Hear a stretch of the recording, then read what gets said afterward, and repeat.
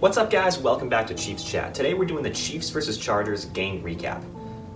And it seems like, I'm just getting better and better at calling these, predicting the outcome of these games. I made my game preview and talked about, oh man, Travis Kelce is looking like he might get another game winner, and here we are. Okay, Kelce with another big game winner.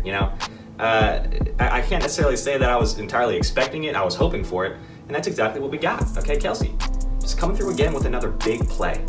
And it really did take me back to, last year's game against the Chargers in SoFi Stadium, with that overtime thriller. This one, maybe not as close of a contest, but it was still, a regular season game-winning touchdown by Travis Kelce, man. Who else? Okay, this dude, okay?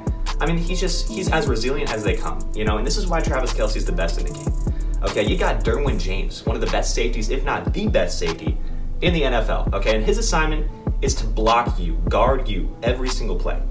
And he still goes off, and he still finds a way to produce, okay?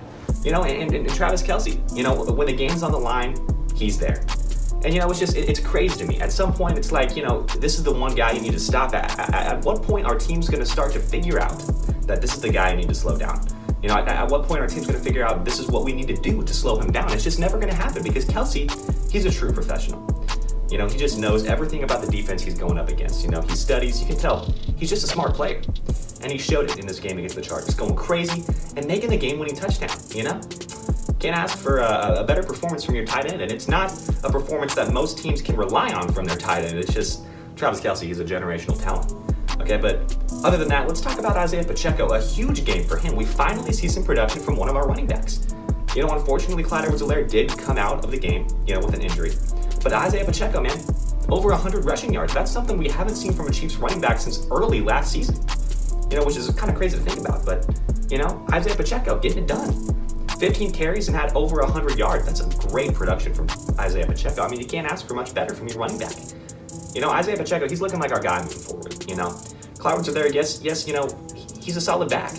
But over the past couple of weeks, even before the injury that occurred in this game against the Chargers, it seems like we're kind of dropping him. It seems like we're not really using him as much as, I would expect. So that tells me that there's something going on behind the scenes. Maybe it's a training camp thing, or maybe it's just we're starting to look at Isaiah Pacheco and saying, man, this guy he's stellar. I think the main thing is it's just we're looking at Clyde Edwards-Helaire as kind of a guy who's, maybe not really up there with Isaiah Pacheco. I think we're starting to slowly, fizzle him out of the lineup here, and we're starting to look at Isaiah Pacheco as our lead guy. And I guess I can't really say that I disagree. Isaiah Pacheco definitely showed us in last week's game that he's stepping up, balling out, okay? And defensively, I'm liking what I'm seeing from our young corners. When we traded Rashad Fenton at the trade deadline, I was the first to speak out on hey, this might not have been a great deal. We've got all these rookie cornerbacks, 7th round guys. We got 7th round guys starting for us. You never expect that. You never expect a 7th round cornerback to be your starting cornerback, but that's the situation we're in here with the Chiefs secondary, especially after trading Rashad Fenton. So I was not a huge fan, okay? I was not a huge fan of the trade to send Rashad Fenton to the Falcons for just a 7th round pick.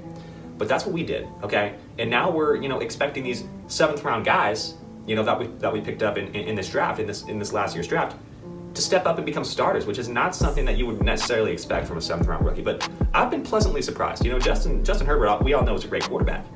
He made some pretty solid throws. Keenan Allen, before he went out of the game, and Mike Williams, they were both doing pretty solid, okay? And it's just, it's a difficult task when you've got all these playmakers. It's impossible to stop all of them, just is.